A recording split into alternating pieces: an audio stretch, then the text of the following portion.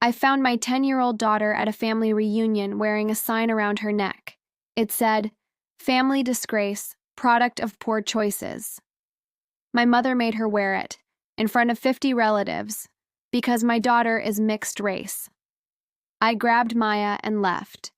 Then I posted the photos online, filed a lawsuit, and destroyed my family's entire reputation. My name is Sarah. I'm 30 years old. And this is the story of how I protected my daughter from my racist family. Let me start from the beginning. I met my husband, Marcus, when I was 22. We were both working at the same tech company in Seattle. He was a software developer. I was in marketing. We started dating, fell in love, got married 2 years later. My family was not happy.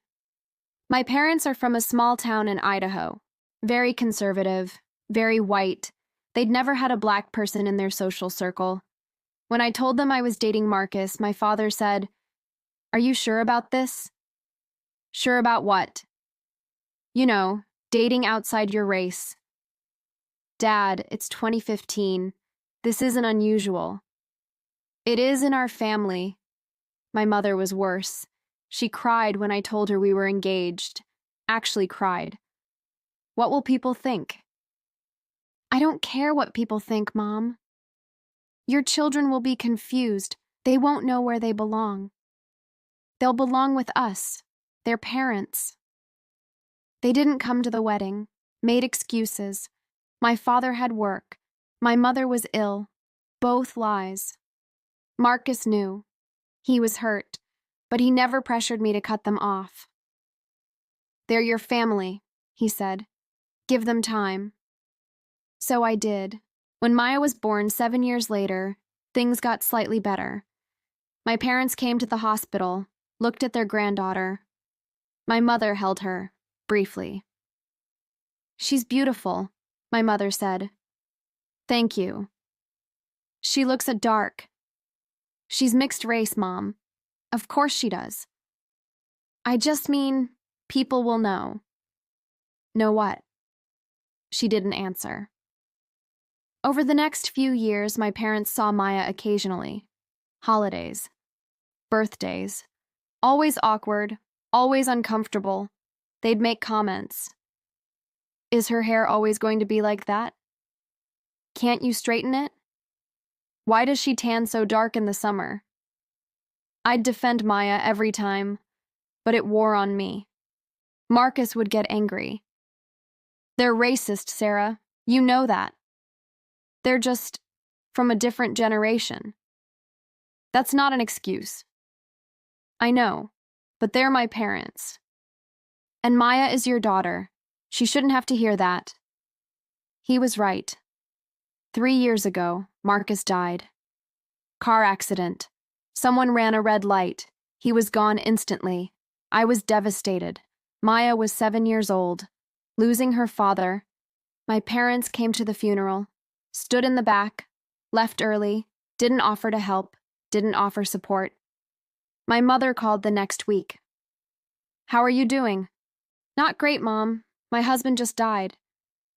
"I know, sweetheart, but maybe this is for the best." I couldn't believe what I was hearing. "Excuse me?" "I just mean, now you can start fresh. Find someone more suitable." "Suitable?" "You know what I mean."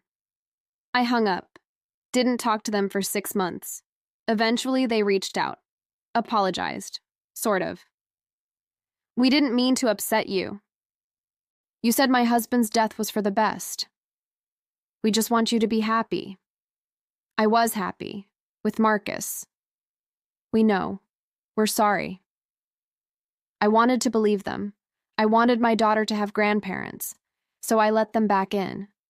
Slowly, carefully. My sister Jennifer has 2 children, both blonde, both blue-eyed, both acceptable to my parents. They adored Jennifer's kids, babysat constantly, took them on trips, bought them expensive gifts. Maya? They sent gift cards, generic toys, never visited, never offered to babysit. Maya noticed. Why don't Grandma and Grandpa like me? They do like you, honey. They like Lily and Jake more. She wasn't wrong. Last month, my parents announced a family reunion. Their house, their country club, big party, 50 people invited, extended family, everyone. Will Maya be welcome? I asked. Of course, my mother said. She's family. That should have been my first warning. The need to ask, the hesitation in her voice. But I wanted to believe, wanted Maya to feel included. So we went. The reunion was on a Saturday afternoon. Beautiful day. Sunny. Warm. The country club was fancy. Manicured lawns, tennis courts, pool, ballroom for events.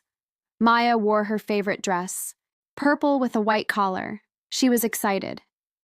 I get to see Lily and Jake. We arrived at noon. The party was already going. People everywhere. Family I hadn't seen in years. Aunts, uncles, cousins. My parents greeted us at the door, hugged me, looked at Maya. Hello, Maya. Hi, Grandma. No hug. No warmth. We walked in. Maya ran off to find her cousins. I started talking to my aunt, catching up. About 20 minutes later, I realized I hadn't seen Maya. Where's Maya? I asked my mother. Oh, she's around somewhere. I walked through the ballroom, looked in the garden, checked the pool area. Finally found her, in a corner of the ballroom, standing against the wall, alone, wearing something around her neck. I got closer. My heart stopped. It was a sign, a poster board sign, white, with black marker, hanging from string around her neck. The sign said, Family Disgrace, Product of Poor Choices. Maya was crying, silently, tears streaming down her face. People were staring, some were whispering, some were laughing. My sister was across the room, taking photos, on her phone, actually photographing my daughter's humiliation. I ran over. Maya! She looked at me, devastated. Mommy! I ripped the sign off her neck. Who did this? Who put this on you? Grandma. I looked around, found my mother, standing near the bar, watching. I marched over, holding the sign. What the hell is this? She looked at the sign, calmly. A teaching moment. A teaching moment? Yes. Maya needs to understand the consequences of being what she is. What she is? She's a child. She's the product of your poor decision to marry outside your race. I couldn't breathe. You made my daughter wear this? Someone needed to teach her about reality, about how people see her. She's 10 years old enough to learn. My father appeared. What's going on? Did you know about this? I held up the sign. He looked at it, shrugged. Your mother thought it would be educational. Educational? You humiliated my daughter in front of 50 people. Maybe if you'd made better choices, she wouldn't need to be humiliated. I grabbed Maya's hand. We're leaving. Sarah, don't be dramatic. Dramatic? You put a sign around a child's neck calling her a disgrace. My mother stepped closer. She is a disgrace. She's a reminder of your rebellion, your disrespect for family values. Family values? You don't know the meaning of the word. I pulled Maya toward the exit. My sister blocked our path. Where are you going? The party just started. Get out of my way, Jennifer. You're being so sensitive. It's just a joke. I pushed past her, got Maya to the car. She was sobbing. Mommy, why did Grandma do that? Because Grandma is a terrible person. Is it true? Am I a disgrace? No, never.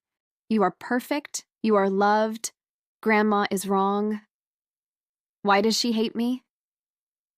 Because she's racist, baby. She hates that your daddy was black, and she takes it out on you. I miss Daddy. Me too, sweetheart. Me too. We drove home. Maya cried the entire way. When we got home, I tucked her into bed, held her. Mommy, do I have to see Grandma again? No, never. I promise. That night, after Maya fell asleep, I looked at my phone. I'd taken photos of the sign, of Maya wearing it, of my mother watching. I sat there, looking at those photos, thinking. Then I made a decision. I posted them. On Facebook, on Twitter, everywhere, with a caption. This is what my parents did to my 10-year-old daughter today. Made her wear a sign calling her a disgrace. Because she's mixed race. This is racism. This is child abuse. And I'm done protecting people who hurt my child. I tagged my parents, my sister, everyone who'd been at that party. And I hit post. Within an hour, the posts had hundreds of shares. Within 3 hours, thousands. People were outraged, horrified. Comments poured in. This is disgusting. Those people should be ashamed. That poor child. Press charges. Local news picked it up, called me for interviews. I did them, told the whole story. Maya's face was blurred in the photos, but my parents' faces weren't. Their names were public. Within days, the fallout began. My father was on the board at his country club. They asked for his resignation. He refused. They voted him out. Unanimously. My mother lost all her friends, her book club, her charity committee. Nobody wanted to be associated with her. My sister's husband saw the photos. He was horrified. He'd had no idea his wife's family was like this. He filed for divorce 2 weeks later, citing irreconcilable differences, really meaning he couldn't stay married to someone from a racist family. My parents tried to call. I blocked them. They showed up at my house. I called the police. They sent letters. I returned them unopened. They tried to claim I'd taken the photos out of context. That it was a joke, that Maya had wanted to wear the sign. Nobody believed them. I also did something else. I consulted a lawyer, child psychologist reports, documentation of Maya's trauma, photos, witnesses. I filed a lawsuit against my parents for intentional infliction of emotional distress, against my sister for participating and photographing. The case took 8 months. My parents tried to settle, offered money to drop it. I refused. This wasn't about money. This was about accountability. The judge ruled in our favor. My parents were ordered to pay $50,000 in damages. My sister, $20,000. They also had to attend court-ordered counseling, and they were prohibited from contacting Maya. Ever, without my explicit permission, which I will never give. The money went into a trust for Maya, for college, for therapy, for whatever she needs. My family is destroyed. My parents are social outcasts. My father lost his job. Nobody wants to do business with known racists. My mother is isolated, alone.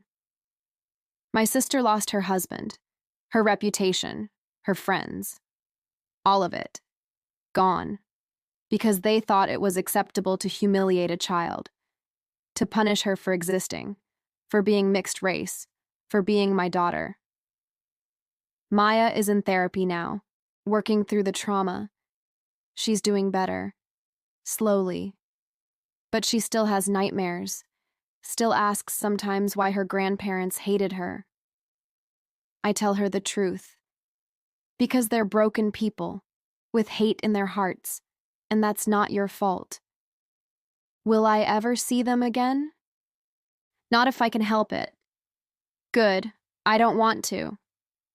She's 11 now, stronger, braver. She knows her worth, and she knows I will always protect her. People sometimes ask if I regret it, going public, suing my family, destroying their lives. The answer is no, not for 1 second. They hurt my child, deliberately, cruelly, in the worst way possible. They deserved every consequence. The moral of this story is simple. Protect your children. Always. Even from family. Especially from family. Blood doesn't give anyone the right to abuse your child, to humiliate them, to make them feel worthless. If your family is toxic, cut them off. Don't give them chances to hurt your children. Don't hope they'll change. They won't. My parents had 10 years to accept Maya, to love her. They chose hate instead.